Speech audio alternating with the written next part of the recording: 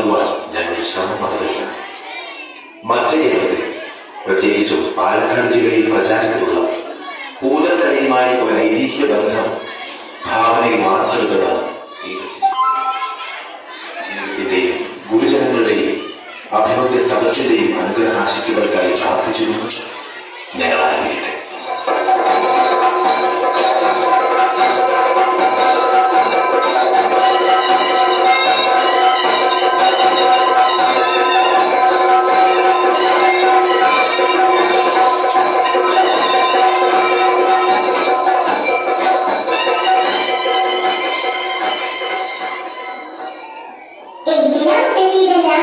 ഇന്ന് പൂതൽ വരണ ദിവസല്ലേ?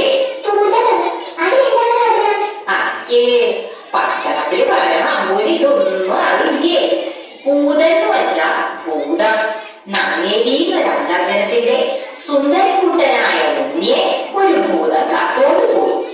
അവസാനം ആ അമ്മയുടെ സ്നേഹത്തിന്റെ മുന്നിൽ തോറ്റുപോയ ഭൂതം തെറ്റു പറഞ്ഞ് കുട്ടിയെ തിരിച്ചു കൊടുത്ത കഥ കേട്ടിട്ടില്ലേ? പിന്നെന്താ, പറഞ്ഞു തരാലോ. പൂതൽ വരാൻ ഒന്ന് തന്നെ ഞാൻ പറഞ്ഞു തരാം. വാ, നമുക്ക് തറയിലിരിക്കാം. ഇടശ്ശേരി ഗോവിന്ദൻ നായർ എന്നൊരു കവി പൂതപ്പാട്ട് എന്നൊരു കവിത എഴുതിയിട്ടുണ്ട്. മനുഷ്യരെ വരുന്നിരുന്ന ഭൂതം പിന്നെ പാവമായി മാറിയ കഥയാണ്. അത് കേട്ടാൽ അമ്മൂന്റെ സംശയങ്ങളൊക്കെ മാറും.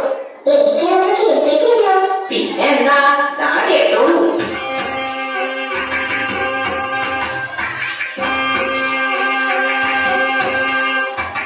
ആറ്റിൻവക്കത്തെ മാളിക വീട്ടിലങ്ങാറ്റു നോക്കിട്ടൊരു നീതിവന്നു.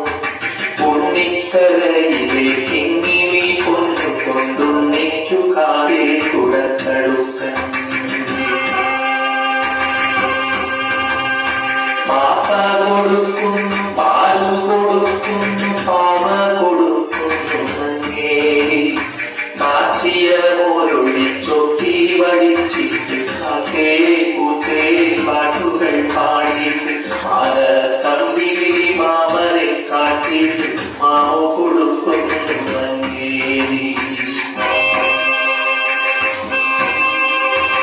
താഴെ വെച്ചാലും ഭരിച്ചാലും തലയിൽ വെച്ചാൽ പേരടിച്ചാലും തങ്കക്കുടത്തിനെ താലോല പാടിയിട്ട് തങ്ക കട്ടിൽ പട്ടു പിരിച്ചിട്ട് അങ്ങനെ കൂട്ടുക കട്ടിയുടത്തിട്ട് ചാഞ്ഞുമയക്കുന്നു മങ്ങേരി.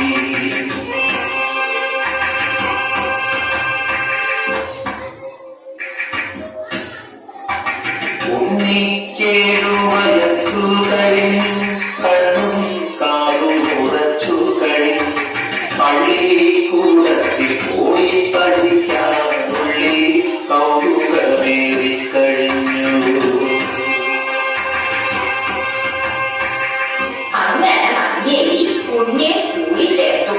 ദിവസവും നദിയിലൊഴുക്കി സ്കൂളിലേക്ക് പറഞ്ഞയക്കും. ഉണ്ണി പോലും നോക്കി ആ അമ്മ സന്തോഷത്തോടെ അങ്ങനെ നിൽക്കും. ഒരു ദിവസം ഭൂതം ഉണ്ണിയെ കണ്ടു. ഹായ്, എന്തൊരു ഭംഗിയുള്ള കുട്ടി. ഭൂതാണേലും അവളൊരു സ്ത്രീയല്ലേ? ഭൂതത്തിന് തോന്നി ഉണ്ണിയെ തന്നെ കുട്ടിയായിട്ട് വളർത്തിയാലോന്ന്. അതെന്ത് ചെയ്യുന്നോ? അവൾ മന്ത്രം കൊണ്ട് നല്ല ഭംഗിയുള്ള ഒരു പെൺകുട്ടിയായി മാറി. ഉണ്ണി വരണ വഴിയില് ചിരിച്ചോണ്ടങ്ങനെ നിന്നു. അവള് പറഞ്ഞു, പൊന്നുണ്ണി പൂങ്കരേ പൂന്നണയും പൊൻകരേ ഓലയെഴു താണികളെ കാട്ടിലെറിഞ്ഞിങ്ങണയൂ. കാട്ടിലെറിഞ്ഞണയുകിലോ കലകിക്കും ഗുരുനാഥൻ പൂത്തമര ചോട്ടിലും നൊളിനെയും